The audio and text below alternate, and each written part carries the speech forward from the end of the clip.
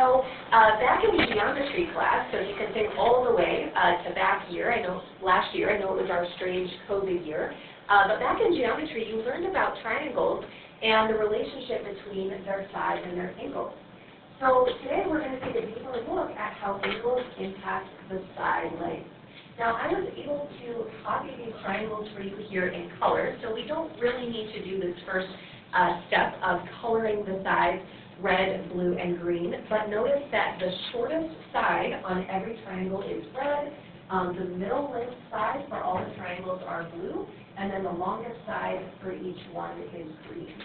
And so in part one here, we are going to begin by finding all of the missing sides and all the missing angles for each of the three triangles. So if we take a look at, let's look at this first triangle here on the left-hand side. So it is showing us two of the angle measures in the middle. So we can see this little angle down here is 35 degrees. And then the one up in the corner is 55 degrees. What is something that we could do, or something that you have learned about in the past for how we could figure out the measure of that third angle? Yeah, go ahead, Alex. We have to add up to 180 degrees. All right, so our calculators are going to be helping us out today. So if we take 180 and subtract the two angles that were given, so let's do 180 minus 35 minus 55, what do you get for that angle measure? 90 degrees. All right, and actually, instead of labeling it as 90 degrees, you could do that. We have a common kind of symbol within working with triangles that is a 90-degree angle symbol. In fact, we see it here in the middle triangle and the right-hand triangle. It's like this little square here in the corner. So moving forward, that's how we know if something is 90 degrees. All right, now let's talk about the side lengths here of this first triangle. So we see that our shortest side length here is 3.7. Our middle side is 5.3. What is something that we can do to find the length of this third and longest side? We know two sides of the right triangle. Bella, how could we get the third? Yeah, so tell us about that.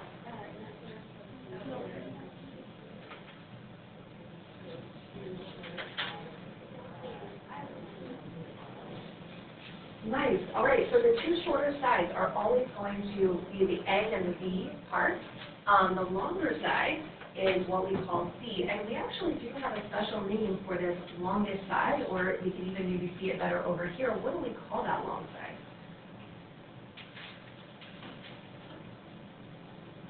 Do you remember? Bella? It is the hypotenuse, yes. All right, so let's put a few labels in here. So that C is always the measure of the hypotenuse. Sometimes I have gotten stuck on how do you spell that word, and it's very simple to just split it into three parts. So I think about spelling hypo, and then I spell the word pen, and then it's just used at the end. Hypo, pen, used. But it's actually the hypotenuse. And that is our longest side. So I'm also going to label that over here on our first triangle picture.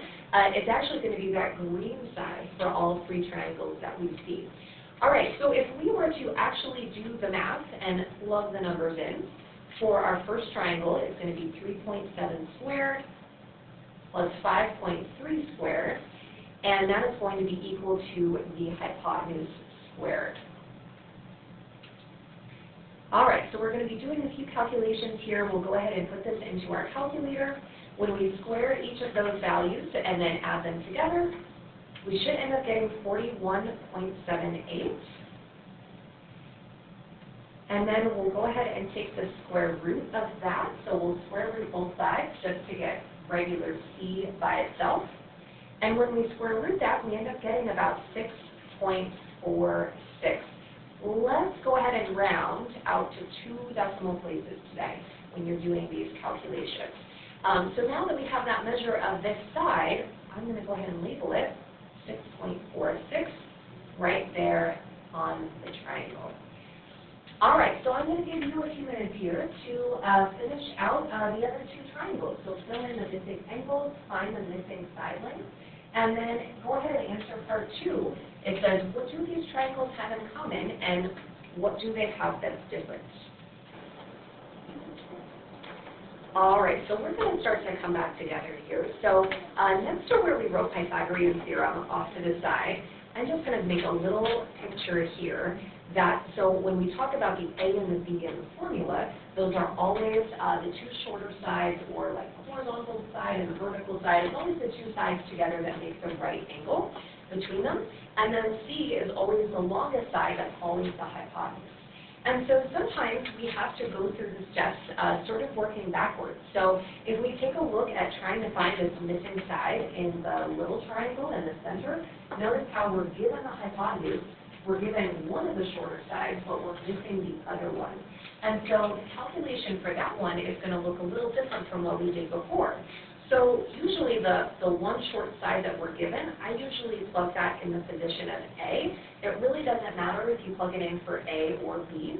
But then we're going to go ahead and then put the hypotenuse part, the 3.49 squared, on the other side. So now we're really thinking about doing 3.499 squared. We're subtracting the 2.86 squared because we're trying to get the B squared by itself. So we can think about, whoops, I don't know why I put a negative there. Extra negatives not needed.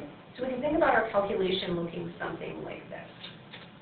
So in my calculator here, I'm going to type in 3.49 squared and subtract 2.86 squared, and that gives me about 4.0005. When we square root both sides, it looks like it's about 2. It's like 2.00001. I saw a lot of you just rounded it to 2 or even writing 2.0. So that would be our missing side right down here. Now what's interesting when we take a look at the angle measures for this one is that it has the same 90-degree angle that the first triangle did.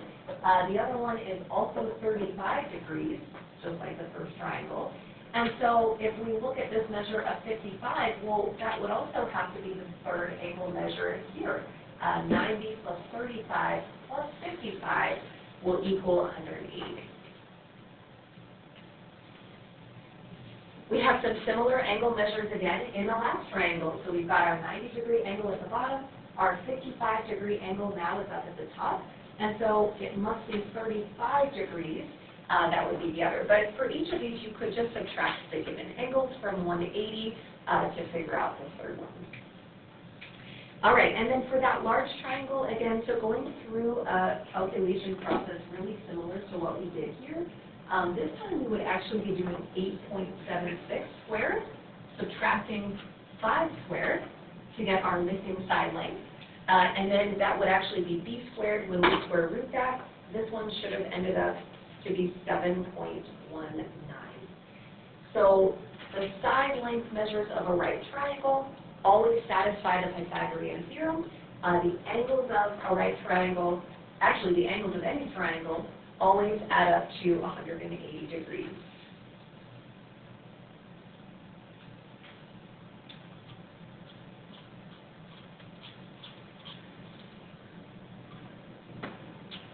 All right, so let's take a look here at part 2.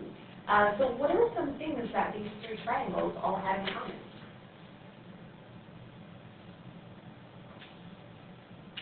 What was something the same between all three? Go ahead, Holland.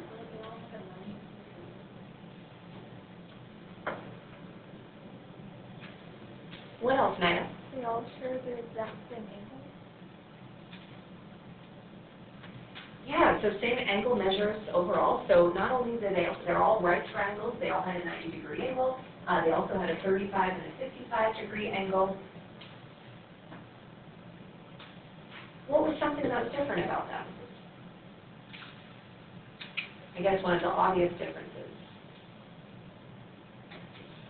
The side lengths.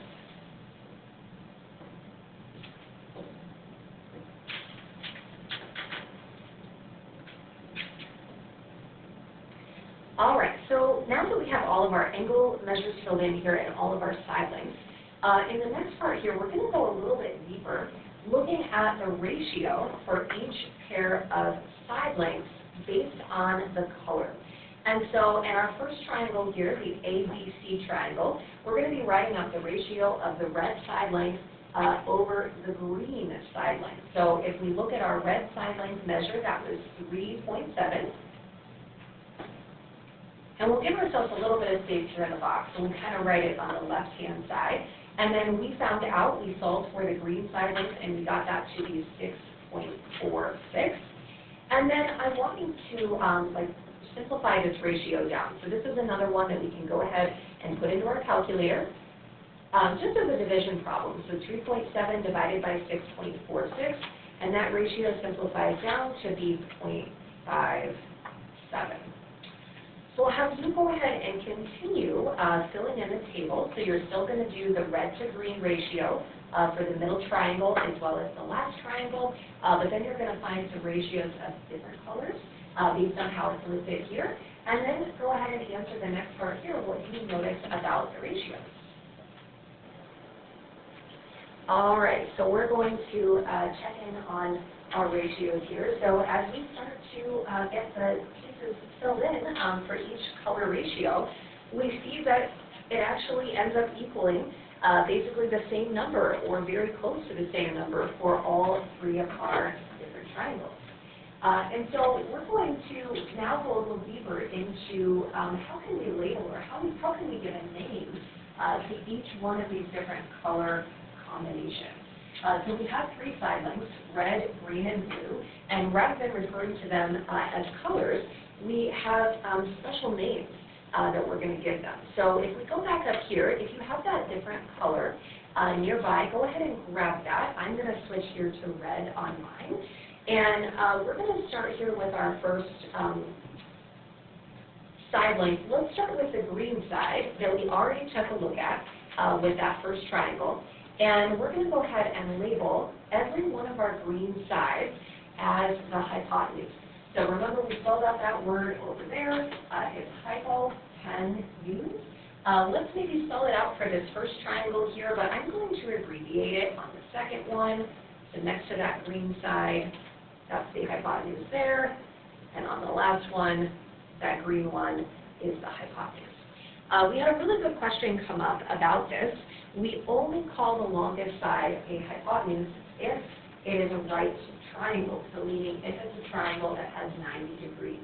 If the triangle is not a right triangle, if it has other angle measures, none of them are 90 degrees, we don't have a special name for the longest side.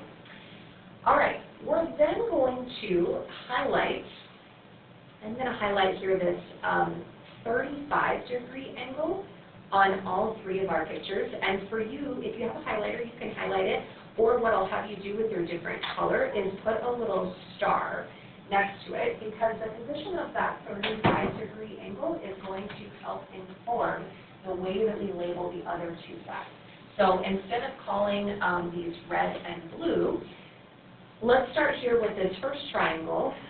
Notice how the red side is completely on the opposite end of that starred angle. And so we just call it the opposite side, because it is opposite of this angle here that we've chosen to be interested in. So every one of our red side lengths, I'm just going to abbreviate on the other two, but every red side is an opposite side. And you can see that the pictures are all slightly different, like the position of the 35 degrees that we put the star next to. But every single label is directly opposite. And then we have one more side that we need to label. So instead of just calling it the green side, we are going to label this as the adjacent side. I'm sorry, I didn't even say green, I meant to say blue. And instead of calling it the blue side, all of the blue sides are adjacent, which means that it's like right next to this angle here that we put a star next to. It's one of the sides that's involved in creating that angle.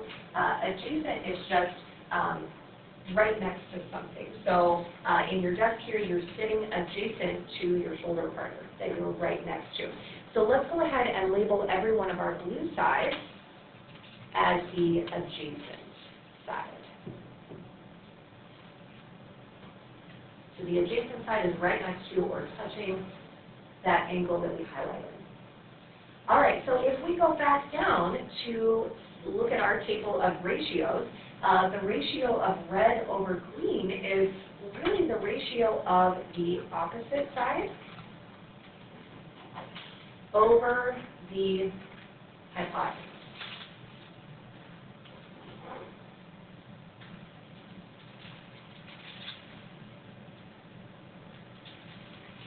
And then in addition to having a special name for what the different side lengths are called, we also have a special name for each ratio. So the ratio of the opposite side to the hypotenuse is called sine. And it's actually spelled out as S-I-N-E. So we pronounce it as sine, but when we abbreviate it, we just write S-I-N. But we're still going to pronounce it as sine. I know it seems weird. And when we are listing this, we need to say, like, what our angle is that we are, like, focusing on. In this case, we chose the 35 degrees. So, like, opposite side, that's going to be dependent upon, like, what angle it is opposite from. And so what we saw here is that we found the sine of 35 degrees. It was equal to 0.57. And it was the ratio of the opposite side over the hypotenuse.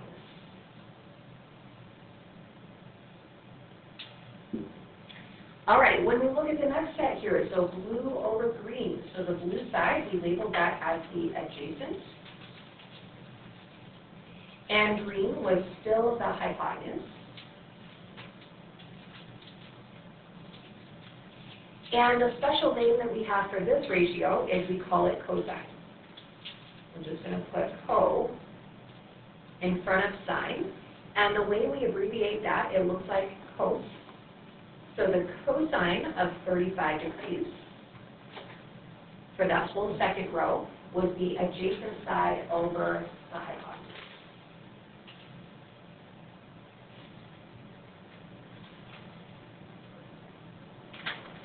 All right, and then for the last row of the ratios, the red side was the opposite side, and the blue side was the adjacent side.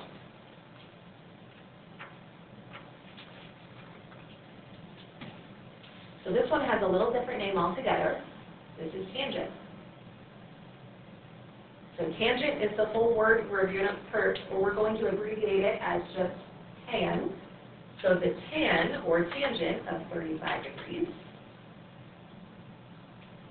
is the opposite side over the adjacent side.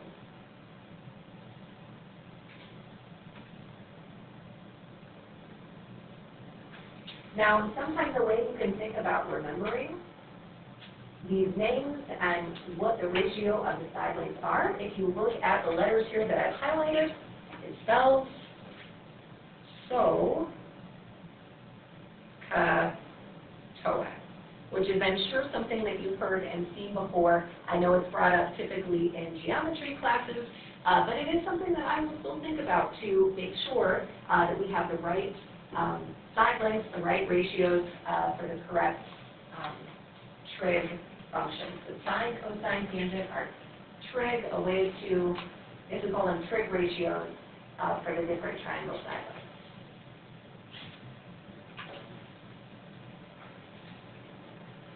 All right, so using that, let's take a look here at question 4. So it's giving us here a diagram. It's wanting us to use that to find all the missing sides and angles if the tan of 18 degrees is equal to 1/3. All right, so we've got 18 degrees here, so that would be like our angle that we have a star next to, and so we could go ahead and label the side length of 2 as the opposite side. And something that we know about tan of an angle is that it's equal to the ratio of the opposite side over the adjacent side. So we already have some information about the opposite side here in this triangle. Let's go ahead and label the adjacent side. So that's going to be this side length here at the bottom. It's not the hypotenuse. The hypotenuse is always the diagonal one over here.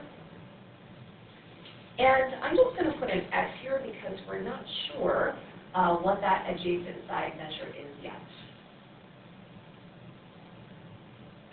Well, something that we found earlier in the table is that when the angles were the same in a right triangle, the ratio of the side lengths always simplified down to be the same number.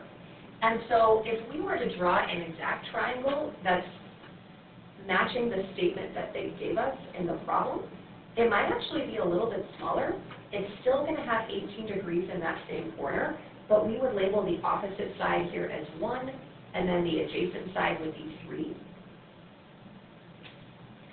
And we know that the two ratios should be the same. So the ratio of opposite over adjacent in the first triangle was 1/3. In the second triangle, the one that we're trying to figure out, is 2/x. So what would be the missing side length of x here? It would be 6. Yeah, and if we kind of just think about these as equivalent fractions, equivalent ratios work the same way. So if we double the numerator part, double the denominator, we're going to be able to get our missing side length.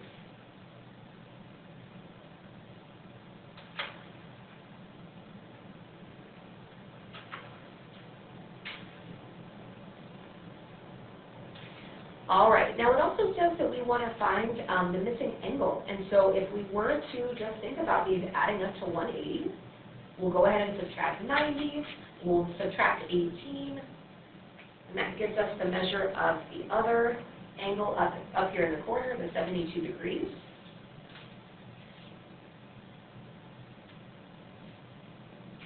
And we could find this last missing side using Pythagorean theorem again. So as long as we know two side lengths of a right triangle, we can put them into the Pythagorean theorem to get the third.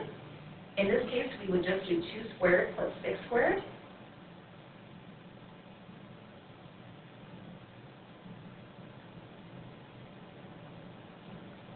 So it looks like our hypotenuse squared is equal to 40.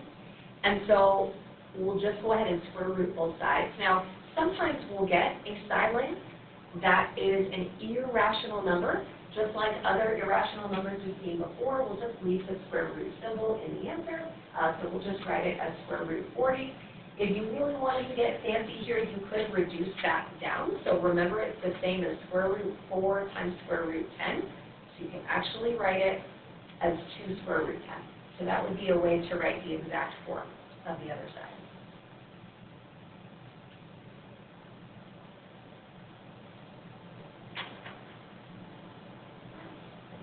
All right, we kind of have a similar but little different question here in number 5. So it's telling us for some right triangle, the sine of angle A is equal to 0.6. It says, what could the other side lengths be? Well, one thing that would be helpful to do here, since we have these definitions, we have sine defined as a ratio where we have like a numerator and a denominator. Well, we could actually turn 0.6 back into a fraction. It really just means the same thing as 6 over 10.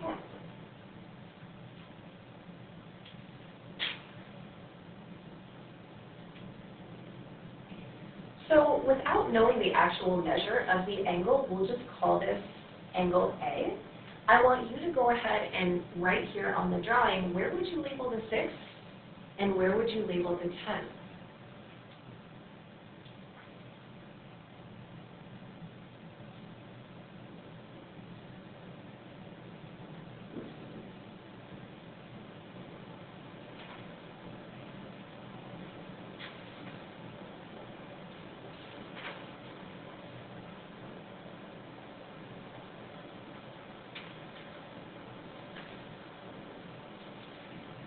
So seeing that this is sine, we know that that should be the ratio of the opposite side over the hypotenuse. Opposite of what? Well, it's opposite of this angle A that we labeled down here in the corner. So the opposite side here would be 6. The hypotenuse is always that long diagonal side. So that's where the 6 and 10 would be labeled. Well, it says, what could the side lengths be? Well, we know 2 of the side lengths here are 6 and 10. We could do Pythagorean theorem again to get the last side length down here at the bottom.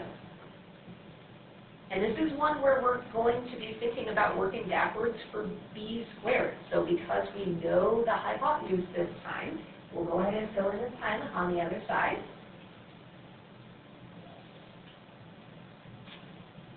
So we can really think about doing 10 squared minus 6 squared. We put that into our calculator here, so it's really, or even just think about the numbers on this one, it's really 100 minus 36, so we end up getting 64. And when we square root both sides, we get that left side length to be 8.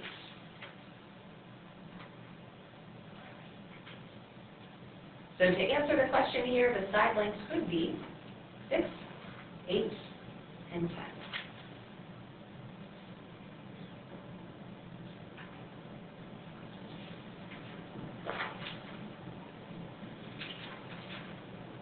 Yes, go ahead, Bella.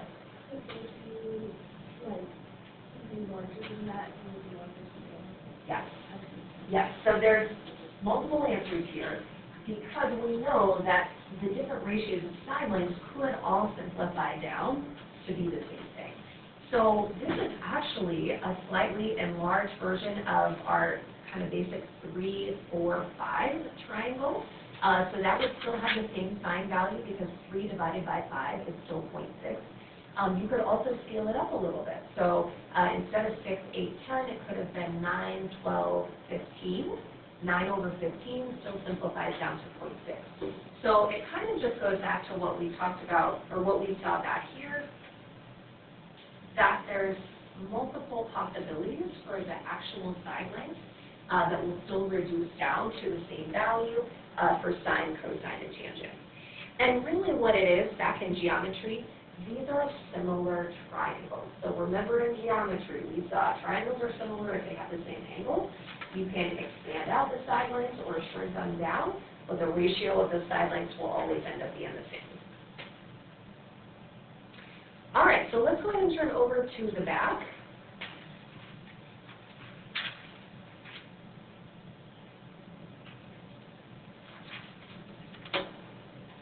All right, so we have 3 learning targets for today. So the first one was just to be able to find the missing side lengths and angles in a right triangle.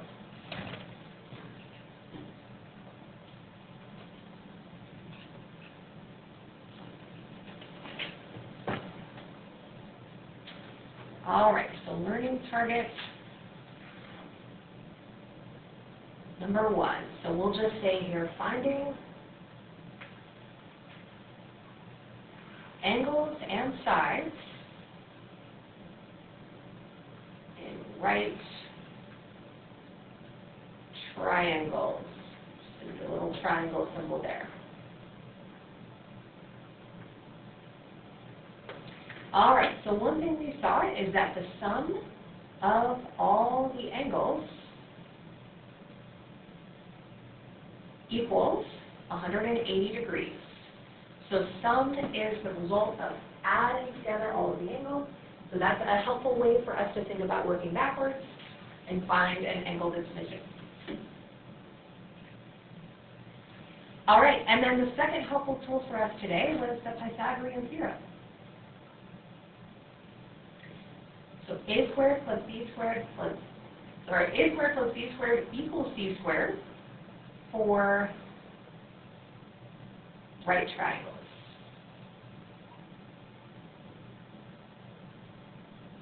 If we were to draw in a little sketch there, A and B are the 2 shorter sides, or the legs. C is always the hypotenuse.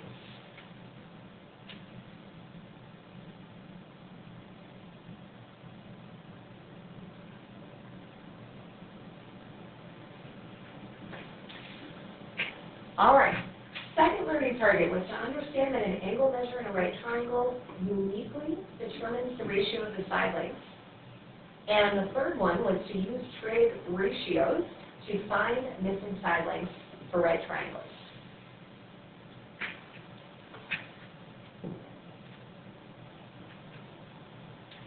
So let's say here that the acute angles in a right triangle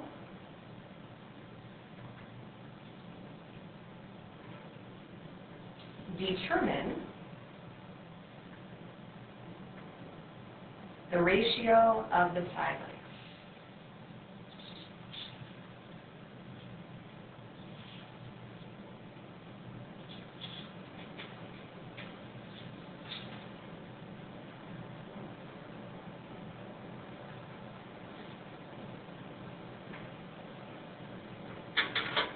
All right, so if we were to sketch a triangle here, so the triangle angle that we put a star next to earlier, we're going to denote that with a symbol here, actually inside of our triangle.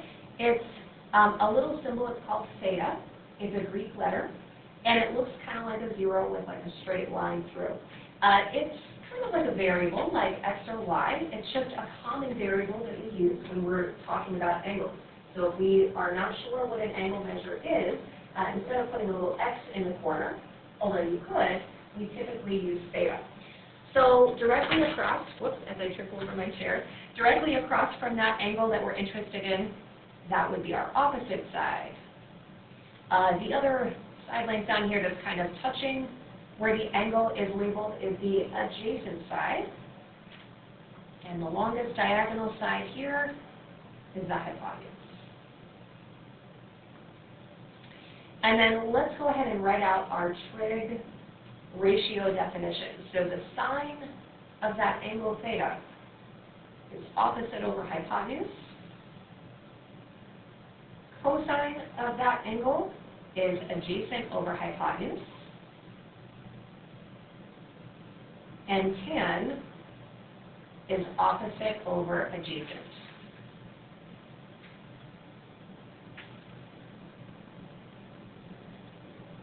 And one way that we can think about remembering this was SOHCAHTOA.